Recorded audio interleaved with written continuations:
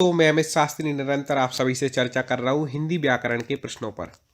बहुत सारे वीडियो हमारे अपलोड हो चुके हैं, आप उनको भी देख लीजिए। आज चर्चा करते हैं विज्ञान शब्द में प्रयुक्त उपसर्ग है। जल्दी से कमेंट बॉक्स खोल लें, समय को बचाना है और पढ़ना है। तो विज्ञान शब्द में आपको बता दें कि ज्ञान शब्द में यहाँ पर बी उपसर्ग लग करके विज्ञान बना है। ठीक है, आगे देखें। चिरायु शब्द में प्रयुक्त उपसर्ग है। आपको बता दें उपसर्ग प्रत्यय से लगभग 2 से 3 प्रश्न आते हैं कोई भी जहाँ पर हिंदी व्याकरण पूछी जाती है तो। ठीक है, तो आपको एक कंप्लीट करना है और आज के वीडियो में हम कुछ महत्वपूर्ण जो बार बार पेपर में पूछे जाते हैं वो उपसर्ग यहाँ पर लेकर के आ गए हैं जिससे आपकी तैयारी हो सके। चिरायु शब्द में प्रयुक्त उपसर्ग है।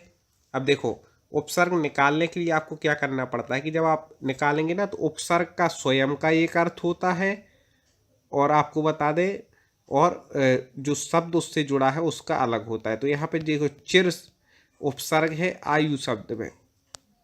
ठीक है, आयु का अर्थ आप सब जानते हैं। चिर मतलब बड़ी, ठीक है, मतलब ज़्यादा। तो इस प्रकार से चिर उपसर्ग हो जाएगा। धुंधला में प्रयुक्त प्रत्यय, अब यहाँ पे प्रत्यय पूछा है धुंधला में, तो ये प्रत्यय बाद में लगते हैं तो लाई बाद में लगा है। ठीक है, धुंध शब्द में ला प्रत्यय लग गया। आगे देख लेते हैं किस शब्द में उपसर्ग नहीं है। ऐसे भी प्रश्न आते हैं, यहाँ पर ये शब्द दिए हैं, देखें तो उपसर्ग नहीं है ये देखना है। अपवाद में अप उपसर्ग है बाद शब्द में, पराजय में परा उपसर्ग है जय शब्द में। ठीक है, प्रभाव में प्रा उपसर्ग है भाव शब्द में। ओढ़ना में उपसर्ग नहीं है तो ओढ़ना ठीक हो जाएगा। आगे बढ़ते हैं, संस्कार शब्द में किस उपसर्ग का प्रयोग हुआ है। संस्कार में आपको बताना है तो आपको बता दें कि संस्कार शब्द में कार शब्द में सम लगा है तो क्या हो गया, संस्कार बन गया। ठीक है, पुरोहित में उपसर्ग है, पुरोहित भी कई बार पूछा गया है और इसमें लोग गलती कर आते हैं। तो आपको बता दें कि पुरोहित में जब उपसर्ग पूछा जाए तो पुरहा उपसर्ग हो जाएगा। पुरहा प्लस हित विसर्ग संधि का ही उदाहरण है तो पुरोहित बनता है, याद रखिएगा। ठीक है, अब नत में प्रयुक्त उपसर्ग है तो अब नत, दो शब्द यहाँ पर निकल रहे हैं, नत अलग कर दो, शब्द हो गया, अब उपसर्ग यहाँ पर हो जाएगा। आगे देखें, सावधानी में प्रयुक्त उपसर्ग। अब आपने जो शब्द प्रत्यय आपने जो शब्द सुने होंगे ना, जो मूल शब्द उसमें प्रत्यय अलग से जुड़ते हैं। जैसे सावधान शब्द आपने सुना है, अब इसमें कुछ नहीं किया, उन्होंने ई प्रत्यय जोड़ दिया तो सावधानी बन गया। ठीक है, ऐसे आप निकालना सीख जाएंगे। आप हमारे प्रैक्टिस सेट देखते जाएं, व्याकरण की कहीं कोई दिक्कत आपको नहीं आएगी। कनिष्ठ शब्द में प्रयुक्त प्रत्यय है कनिष्ठ। ठीक है, कनिष्ठ शब्द में आपको प्रत्यय बताना है तो आपको बता दें कनिष्ठ शब्द में जो प्रत्यय हो जाएगा वो हो जाएगा इष्ट। दोस्तों, यदि आपने और वीडियो ना देखे हों तो हमारे जो चैनल है टॉप 50 स्टडी, उस पर क्रम से प्ले लिस्ट बनी है 1000 प्रश्नों की, वहाँ जाके देख सकते हैं। दो या दो से अधिक शब्दों से मिलकर बने हुए नए सार्थक शब्द को क्या कहते हैं। अब देखो ध्यान से पढ़ना, यहाँ पर क्या पूछ रहा है, दो या दो से अधिक शब्दों से मिलकर बने हुए सार्थक शब्द को क्या कहते हैं। ठीक है, तो वर्णों के मेल को क्या कहते हैं, संधि कहते हैं। ये प्रश्न थोड़ा यहाँ वर्ण होना चाहिए था, दो या दो से अधिक वर्ण, याद रखिएगा संधि होता। समास मतलब होता है संक्षेप। अव्यय जिनकी लिंग वचन कारक में कोई परिवर्तन नहीं होता, छंद अलग है तो इसको सुधारें थोड़ा, यहाँ वर्ण होना चाहिए। कई बार टाइपिंग वाले में दिक्कत हो जाती है। तो वर्णों के मेल को कहते हैं संधि। समास का शाब्दिक अर्थ है अभी ऊपर ही हम बता चुके हैं, संक्षेप। ठीक है, निम्नलिखित में से कौन सा पद अव्ययी भाव समास है। चलिए, समास से संबंधित प्रश्न आते हैं हमेशा। संधि समास तो ऐसे चैप्टर है ही, तो अब समास से संबंधित 2 प्रश्न आपके पक्के होने वाले इस वीडियो में। ठीक है, तो कौन सा पद अव्ययी भाव समास का आपको उदाहरण बताना है। तो अव्ययी भाव समास में क्या होता है कि जिसमें प्रथम पद अव्यय होता है वो क्या है, अव्ययी भाव समास है। तो प्रथम पद इसमें सी में अव्यय है। आप भी कमेंट में सही उत्तर दे रहे हैं, प्रतिदिन। ठीक है, आगे देखें, जिस समास में उत्तर पद प्रधान होने के साथ पूर्व पद तथा उत्तर पद में विशेषण विशेष्य का संबंध होता है उसे क्या कहते हैं, उत्तर पद प्रधान तो होगा लेकिन विशेषण विशेष से भाव भी होगा, तो वो कौन सा समास होगा? वो होगा कर्मधारय। कई लोग नहीं तो इतना देखे जिस समास में उत्तर पद प्रधान होता है तत्पुरुष लगा के आगे बढ़ जाए, ऐसी गलती मत कर देना। उत्तर पद प्रधान तत्पुरुष समास है लेकिन यहाँ साथ में ये जोड़ दिया कि विशेषण विशेष से भाव भी होता है उत्तर पद में, तो कर्मधारय समास हो जाएगा। ठीक है, निम्नलिखित में से कर्मधारय समास किसमें है? जल्दी से बता दीजिए कर्मधारय समास। देखो ऊपर जब हमारे मन में आया था कि आपको एक उदाहरण बता दें, हाँ जब मैंने कर्मधारय बोला तो मैं आपको नीलोत्पल बोलने वाला था, नीलकमल बोलने वाला था, लेकिन अगले ही प्रश्न आ गया। देखो तो निम्नलिखित में से कर्मधारय समास किसमें है? चक्रपाणी, ये तो बहुब्रीहि समास का उदाहरण है। चतुर्युगम, ये किस समास का उदाहरण है? दिगु समास का है, संख्यावाची दिगु। ठीक है, नीलोत्पल, नील उत्पल मतलब नीला कमल। ठीक है, नील कमल भी इसको बोल सकते हैं हिंदी में, संस्कृत में नीलोत्पलम बोल देते हैं। ठीक है, तो इस प्रकार से एक कर्मधारय समास का उदाहरण है। माता पिता द्वंद्व समास का, ठीक है, उदाहरण है, ऐसे याद रखिएगा। एक क्वेश्चन में 4 समास बता दिए। जिस समास के दोनों पद प्रधान होते हैं वहां कौन सा हो? दोनों मतलब दोनों में क्या हो रहा है? द्वंद्व हो रहा है, दोनों पद प्रधान है। ठीक है, तो द्वंद्व समास हो जाएगा। जितेंद्रिय में कौन सा समास है? जल्दी से बता दो। जितेंद्रिय में कंफ्यूज बिल्कुल नहीं होना है आपको। जितेंद्रिय समास कौन सा ही उत्तर पहले देगा? हाँ, तो जिन्होंने इंद्रिय को जीत लिया वो कहलाते जितेंद्रिय बहुब्रीहि समास। दीनानाथ में कौन सा समास है? दीनानाथ जल्दी से बता दें दोस्तों। हाँ, तो दीनों के हैं जो नाथ, वो दीनानाथ, कर्मधारय समास। ठीक है, कौन सा शब्द बहुब्रीहि समास का सही उदाहरण है? बहुब्रीहि समास का सही उदाहरण बताना है आपको, कौन सा शब्द है? ठीक है, तो इसमें से निसी दिन, रात दिन हो जाएगा। एक तो निसी दिन मतलब रात दिन हो गया, द्वंद्व समास। त्रिभुवन संख्यावाची प्रथम पद है।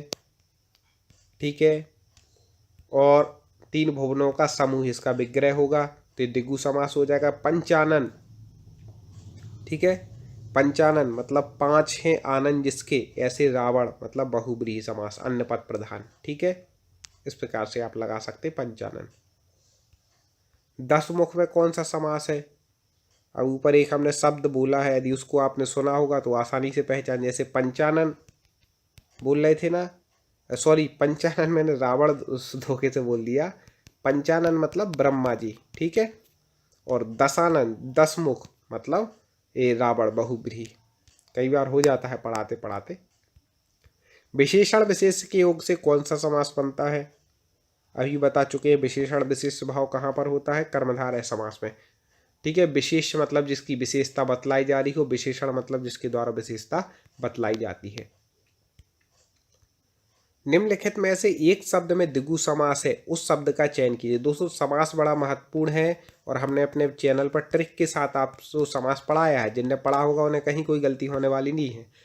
और दोस्तों लाइक जरूर करना है यदि ऐसे समास संधि इन सब के उपसर्ग प्रत्यय के क्वेश्चन आपको पसंद आ रहे हो, ऐसे क्वेश्चन आगे आते रहें। तो आपको बताएं निम्न में से द्विगु समास है उस शब्द का चयन कीजिए। किस शब्द में द्विगु समास है जल्दी से आप यहाँ पर बता दीजिए। तो द्विगु मतलब संख्यावाची, तो 4 में से एक ही संख्यावाची दिख रहा है, सप्ताह है, 7 दिनों का समूह। ठीक है, किस समास के दोनों पद शब्दों के समानाधिकरण होने पर कर्मधारय समास होता है? जब दोनों शब्दों का समानाधिकरण होता है तो कर्मधारय समास हो जाता है। किनके? हाँ, द्विगु के। ठीक है, द्विगु के जब दोनों शब्दों का समानाधिकरण होगा तो वही क्या बन जाता है? कर्मधारय बन जाता है। कभी उदाहरण से अलग से समझा देंगे। किसमें सही सामासिक पद है जल्दी से बता दीजिए। सामासिक पद त्रिलोकी मतलब 3 लोक के स्वामी। द्विगु समास का उदाहरण कौन सा है? संख्यावाची द्विगु। अब इसमें संख्यावाची आपको 2 शब्द दिख रहे हैं, एक चतुरानन और एक त्रिभुवन। अब आप कैसे पहचानेंगे? तो त्रिभुवन के लिए कोई तीसरा शब्द अर्थ निकलता क्या? नहीं निकलता। 3 भुवनों का समूह, जहाँ पर समूह अर्थ निकले वहाँ पर क्या लगाना है आपको? द्विगु समास।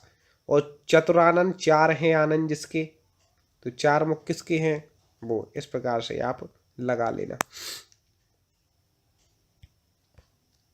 आगे देखें दोस्तों, लाइक जरूर करें, अभी तक लाइक ना किया हो। हाँ देखें, थोड़ा सा गला गड़बड़ था। इनमें से द्वंद्व समास का उदाहरण कौन सा है? द्वंद्व समास आपको बताना है। हम पहले ही बता चुके, दो चीज़ों में जहाँ पर आपस में द्वंद्व होता है, दो चीज़ें लगभग एक सी हों या विपरीतार्थक हो, तो वहाँ पर द्वंद्व समास होता है। तो इसमें रुपया पैसा में क्या हो जाएगा? द्वंद्व समास हो। पेयी भाव समास का एक उदाहरण यथाशक्ति का सही विग्रह होगा। चलिए, अब बेई भाव समास का उदाहरण क्या है? यथाशक्ति। इसका विग्रह क्या करेंगे? तो इसका विग्रह यथा मतलब होता है अनुसार, जैसे, तो शक्ति के अनुसार। फटाफट आपको कमेंट करना है। समास से 2 प्रश्न कम से कम आते हैं, इस हिसाब से आप समास को कंप्लीट कर ले। हम वो समास ले आए जो बार बार पूछे जाते, रिपीट हो जाएंगे। लंबोदर में कौन सा समास है? विग्रह करेंगे, लंबा है उदर जिसका, उसको क्या कहते हैं? लंबोदर कहते हैं। तो लंबा है उदर जिसका, किन का उदर लंबा था? हाँ, तो गणेश जी का। तो यहाँ पर तीसरा अर्थ यहाँ पर निकल रहा है, तो कौन सा समास हो जाएगा? बहुब्रीहि समास। बिल्कुल ध्यान से सुनते जाइए जो व्याख्या करते हैं। देश प्रेम में कौन सा समास है? अब इसको हम विग्रह कर लें तो अपने आप समास का पता चल जाएगा। अपन क्या करते हैं, देश में प्रेम होता है कि देश से प्रेम होता है, ऐसे ही कुछ होता है ना। तो मैं से ये सब क्या तत्पुरुष के भेदों के अंतर्गत आ जाते हैं, इसलिए क्या हो जाएगा यहाँ पर? कौन सा समास हो जाएगा? यहाँ पर हो जाएगा तत्पुरुष समास। ठीक है दोस्तों, आगे बढ़ते हैं। नवग्रह में कौन सा समास है? नवग्रह जल्दी से बता दीजिए। नवग्रह मतलब होता है 9 ग्रहों का समूह, तो जिसका प्रथम पद संख्यावाची हो और समूह का अर्थ निकल रहा हो, वहां पर द्विगु समास होता है। ठीक है, समूह समाहार का अर्थ हो, प्रथम पद संख्यावाची हो। वनवास में कौन सा समास है? जल्दी से फटाक से कमेंट कर दें। हाँ, तो वनवास मतलब वन में वास, तो सप्तमी तत्पुरुष है, मतलब तत्पुरुष समास है। पंचवटी कई बार पूछा गया है, वेरी वेरी IMP। पंचवटी में कौन सा समास है? तो 5 वटियों का समाहार, प्रथम पद संख्यावाची हो, समाहार का अर्थ निकल रहा है। ठीक है, और लेकिन यहाँ पर बोल रहे हैं पंचवटी मतलब 5 वटियों का समूह, उसको क्या बोलते हैं? पंचवटी यहाँ पर बोलते हैं। दिगु तो यहाँ पर दिया नहीं गया है इसमें। ठीक है, दिगु नहीं दिया गया। मान लो कहीं पेपर में ऐसे क्वेश्चन आ जाते हैं तो आप बहुब्रीहि लगा के आना, बाकी है ये दिगु का। ठीक है, पंचवटी में तीसरा अर्थ निकलता है, जहां पर राम मतलब रुके थे उस पंचवटी का, बाकी है इसका दिगु फाइनल उत्तर। ठीक है, पंचानाम बटानाम समाहारा, संस्कृत में भी इसका दिगु समास का उदाहरण है। और देखें, पीताम्बर में कौन सा समास है? पीताम्बर जल्दी से बता दें। हाँ, पीताम्बर में पीला है अंबर जिसका। ठीक है, बहुब्रीहि समास है। युधिष्ठिर कई बार पूछा गया है, वेरी वेरी IMP है। युधिष्ठिर में कौन सा समास है? जल्दी से बता दें। तो युधिष्ठिर युद्ध में जो स्थिर है उसको क्या बोलते हैं? युधिष्ठिर, तो बहुब्रीहि समास है युधिष्ठिर। ठीक है, अब देखें, संस्कृत में के ऐसे शब्द जिन्हें हम ज्यों का त्यों प्रयोग में लाते हैं क्या कहलाते हैं? जल्दी से बता दें। तत्सम तद्भव से संबंधित प्रश्न है, इससे भी संबंधित लगभग 2 प्रश्न व्याकरण के आ जाते हैं। तो आपको बता दें वो शब्द क्या कहलाते हैं, वो कहलाते हैं तत्सम। संस्कृत में जैसे थे वैसे हिंदी में प्रयोग कर लेते, और बदल जाते हैं तो तद्भव कहलाने लगते। निम्नलिखित में रूढ़ शब्द कौन सा है? 3 प्रकार के शब्द होते हैं, रूढ़, यौगिक और योग रूढ़। इनसे संबंधित भी एक आध प्रश्न पूछ लेते हैं, तो तैयारी कर लें। निम्नलिखित में से रूढ़ शब्द आपको बताना है। तो जो देखो, यौगिक शब्द मतलब जो 2 शब्दों के योग से बने हो। ठीक है, और रूढ़ जहाँ पर मतलब रूढ़ी से उनका अर्थ निकले। तो यहाँ पर वाचनालय में 2 शब्द है, समतल में भी है, सिंगल होगा। विद्यालय में विद्या प्लस आलय है। पशु, पशु शब्द को आप तोड़ नहीं सकते, क्या हो गया? रूढ़। सरल ट्रिक यही समझ ले कि जिन शब्दों को बीच से अपन विच्छेद नहीं कर सकते वो रूढ़ कहलाते हैं। शब्द रचना के आधार पर बताइए कि कौन सा योग रूढ़ है। अब योग रूढ़ यहाँ पर बताना ही कौन सा है। तो योग रूढ़ में जैसे बहुब्रीहि समास में अन्य अर्थ निकलता है ना, वैसे ही इसमें भी अन्य अर्थ निकल जाता है एक प्रकार से। ठीक है, किसमें? योग रूढ़ में। ठीक है, योग रूढ़ ये लगभग सामासिक टाइप के शब्द होते हैं, तो इसमें हो जाएगा पवित्रनी, कुशलमनी, विनिमयनी। हाँ, जलज मतलब जल में उत्पन्न होने वाला, उसको कहते हैं जलज अर्थात कमल। तो ऐसे वो कहलाते योग रूढ़। ठीक है, प्रश्न पढ़ते जाएं, सब समझ में आ जाएगा। निम्नलिखित में से रूढ़ शब्द कौन सा है? अब मैंने अभी बताया था, रूढ़ की ट्रिक बताई थी कि भाई जिसको आप तोड़ नहीं सकते। अब देख लो, अपने आप पहचान जाओ। मलयज, मलय में जन्म लेने वाला। जलज, जल में उत्पन्न होने वाला। पंकज मतलब कीचड़ में उत्पन्न होने वाले। सब योग रूढ़ शब्द के हैं। तो वैभव, इसको तोड़ नहीं सकते। बै को क्या करेंगे? बै का कोई अर्थ ही नहीं होता है, तो वैभव इसका उत्तर ठीक हो जाएगा। परीक्षा शब्द निम्नलिखित में से किस वर्गों में आता है? महत्वपूर्ण है। परीक्षा शब्द किस वर्ग में आता है? तत्सम, तद्भव, देशत, विदेशत, इससे संबंधित प्रश्न है। परीक्षा जल्दी से बता दें तो आपको बता दें कि परीक्षा शब्द है कैसा है? तत्सम। संस्कृत में ही परीक्षा बोलते हैं, इंग्लिश में पेपर बोलते हैं आप। मजिस्ट्रेट शब्द है कैसा है? मजिस्ट्रेट भी कई बार पूछा गया, आपने देखा होगा। जल्दी से फटाक से कमेंट कर दें। हाँ जी, बिल्कुल सही। मजिस्ट्रेट कैसा है? विदेश सज शब्द है। ठीक है दोस्तों, प्रश्न पसंद आ रहे हो वीडियो को तुरंत लाइक कर दें, एक बार लाइक जरूर कर दें दोस्तों। और पूरे वीडियो क्रम से आप हमारे यूट्यूब चैनल पर जा कर के जरूर देखें, टॉप 50 स्टडी पर। निम्नलिखित में से कौन सा शब्द देशज है? देशज अब यहाँ पर बताना है। हाँ, जल्दी से बता दें। बिल्कुल सही। लोटा यहाँ पर क्या हो जाएगा? देशज है। शब्दों ही में झलक जाता है कौन सा देशी है अपना। निम्नलिखित में से कौन सा शब्द देशज है? ठीक है, ये आ गया लोटा। ये शायद रिपीट हो गया क्या? रिपीट हो गया, कोई बात नहीं। चलो आगे। स्वतंत्र सत्ता धारण न करने वाले शब्द क्या कहलाते हैं? ये महत्वपूर्ण है परिभाषा, जल्दी से बता दें। स्वतंत्र सत्ता धारण नहीं करने वाले शब्द कौन से कहलाते हैं? वो कहलाते हैं यौगिक। स्वतंत्र सत्ता नहीं रहती, दो शब्दों से मिलकर के बनते, जैसे हिमालय, हिम प्लस आलय। स्वतंत्र सत्ता नहीं है, हिम का भी सहारा लिया, आलय का भी। ऐसे निम्नलिखित में से यौगिक शब्द है। अब देखो यहाँ पे, ठीक है, अब आप लगा लीजिएगा जो दो शब्दों के योग से मिला हो। लेखक कोई दो शब्द नहीं है, इसमें है विद्यालय में। देखो, विद्या प्लस आलय से मिलकर के क्या बना है? विद्यालय। इस प्रकार से आपको लगाना है। ठीक है, आगे देखते हैं। लाइक जरूर कर देना। प्रयोग की दृष्टि से सूक्ष्म अंतर व्यक्त करने वाले शब्द क्या कहलाते हैं? प्रयोग की दृष्टि से सूक्ष्म अंतर व्यक्त करने वाले शब्द, सूक्ष्म जो अंतर व्यक्त करते हैं वो कहलाते हैं समानार्थी। समान होते हैं, जैसे नीर कह दो, चाहे पानी कह दो, ऐसे इस प्रकार से होता है ना, तो इस प्रकार से। यौगिक शब्द कौन सा है?